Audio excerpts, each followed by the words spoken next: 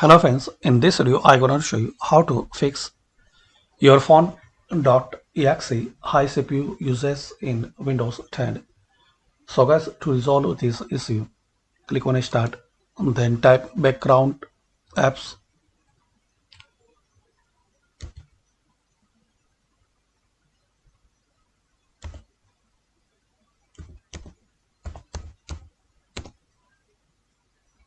Click on background apps.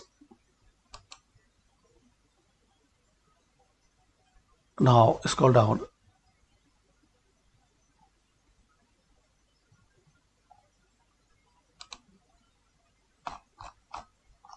Now, now scroll down. Here you will see your phone. So just turn off. Just you need to turn off when you don't need to use your phone on your PC or laptop. So make it off as a background app.